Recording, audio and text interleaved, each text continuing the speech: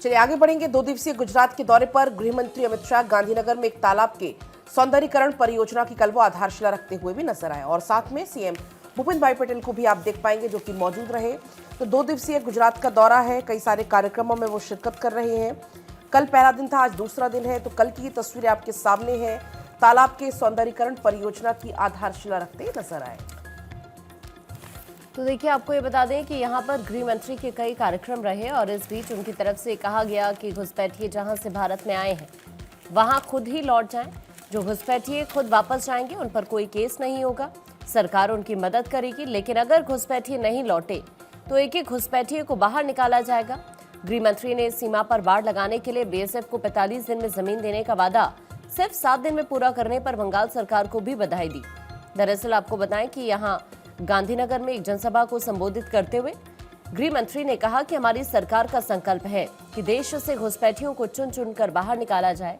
बंगाल के मुख्यमंत्री शुभेंदु अधिकारी की प्रशंसा करते हुए कहा कि सत्ता में आने के 7 दिन के अंदर ही सीमा सुरक्षा बल को बाढ़ लगाने के काम के लिए 600 हेक्टेयर भूमि सौंप दी गई थी।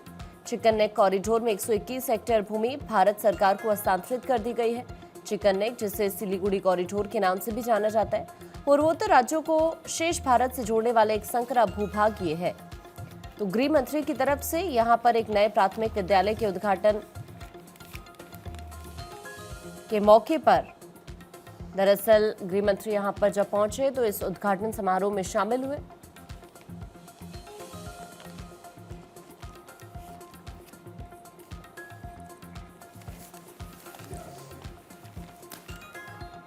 और गुजरात के दौरे पर गृह मंत्री अमित शाह, इस बीच उन्होंने कहा कि देश से हर घुसपैठिए निकालेंगे। बंगाल में रोज होती थी घुसपैठ, अब नहीं। घुसपैठिए खुद लौटे, सरकार मदद करेगी, कोई केस नहीं होगा।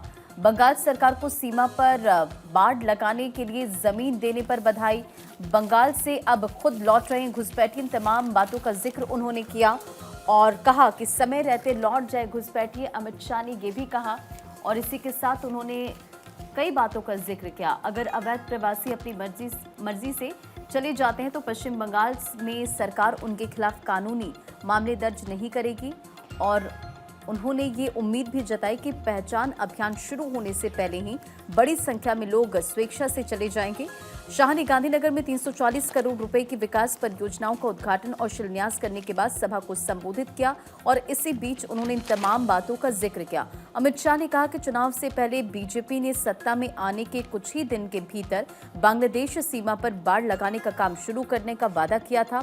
शुभेंदु अधिकारी की प्रशंसा करते हुए अमित शाह ने यह भी कहा कि बंगाल में 45 दिन में बॉर्डर फेंसिंग के लिए जमीन देने का वादा सिर्फ 7 दिन में पूरा किया गया।